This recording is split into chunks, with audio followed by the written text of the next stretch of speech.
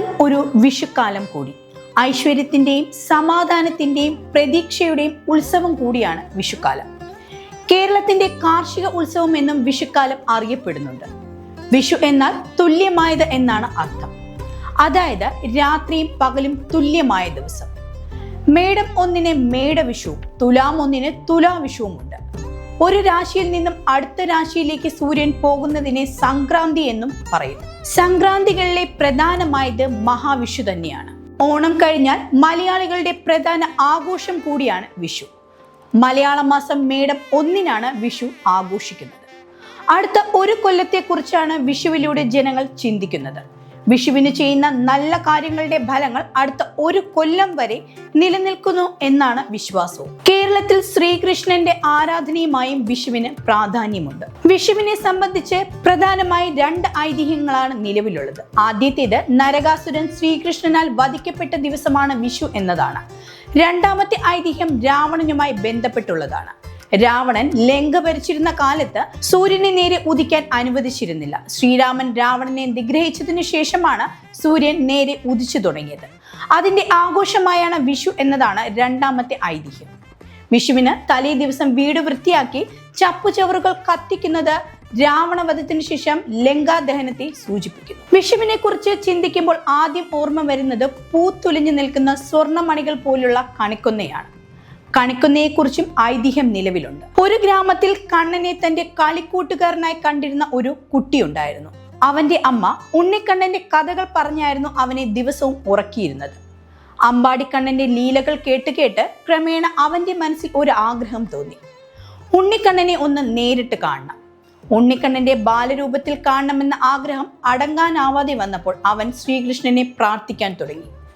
ഉണ്ണിക്കണ്ണനെ കാണാൻ കഴിയണേ എന്ന പ്രാർത്ഥനയോടെ അവൻ വീടിനടുത്തുള്ള കൃഷ്ണക്ഷേത്രത്തിലേക്ക് ദിവസവും പോകുമായിരുന്നു. കുട്ടിയുടെ ഉള്ളൊരുകിയുള്ള നിഷ്കളങ്കമായ പ്രാർത്ഥന കേട്ട് ശ്രീകൃഷ്ണൻ പ്രസന്നനായി.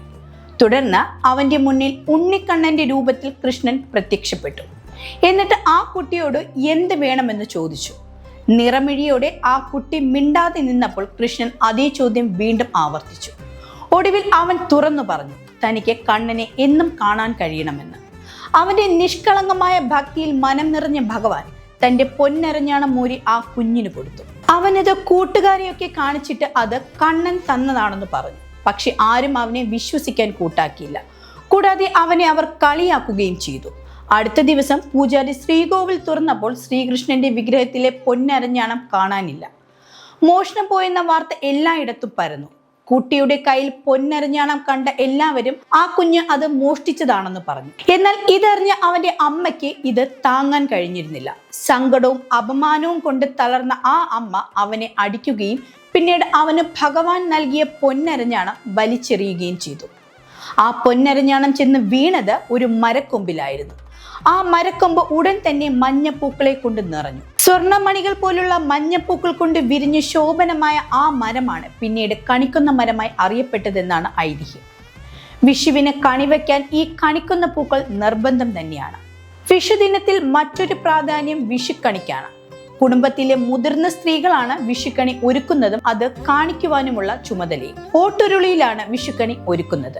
തേച്ചൊരുക്കിയ ഓട്ടുരുളിയിൽ അരിയും നെല്ലും ഉപയോഗിച്ച് പാതി നിറച്ച് കൂടെ അലക്കിയ മുണ്ടും പൊന്നും വാൽക്കണ്ണാടിയും കണിവെള്ളരിയും കണിക്കൊന്നയും പഴുത്ത അടക്കയും വെറ്റിലയും കൺമഷിയും ചാന്തും സിന്ദൂരവും നാരങ്ങയും എന്നിവയും കിഴക്കോട്ട് തിരിയിട്ട് കത്തിച്ച നിലവിളക്കും നാളികേരപ്പാതിയും ശ്രീകൃഷ്ണന്റെ വിഗ്രഹവും വച്ചാണ് വിഷുക്കണി ഒരുക്കുന്നത്.